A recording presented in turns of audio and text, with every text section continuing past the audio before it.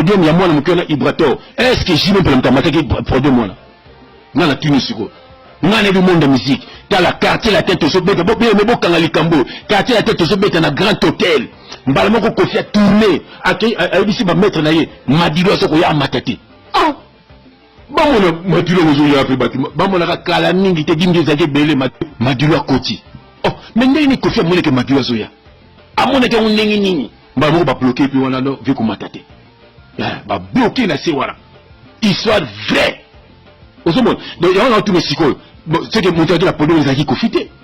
Bon, nini, bien aimé, t'as bien de JBT. Est-ce que JB peut le bien quoi que ne matin podium ya Ibrator?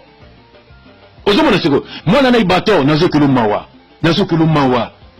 Leki na nga nzela yo koti, et ça c'est la biso to kimi. To kimi zela na biso, na ba grand frère na biso ba Carlito pour na bomoy. Osomon.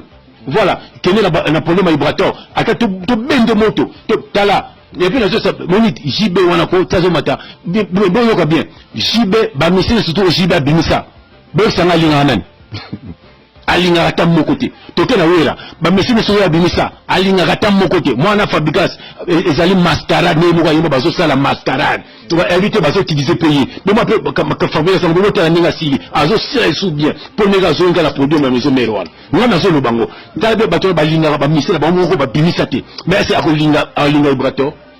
Au moment où Ibrator a eu bien ma commencé au moment où Akenega a bâti ba hérité na faire na podium na ye. Beleme, JB Sewera a ligné a ben na bilo de pa bana wana. Bana na foba fo musique eza bongo ngala vana na ba wajina, na vana ba vie voloko, to vana na ba vie wana, to yibi masolo musique. Biso to yibi masolo musique. Ya ngoma nzamba bendi biso to bendani. To yibi makama musique wana. Ozomona, si to benden po to yibi makama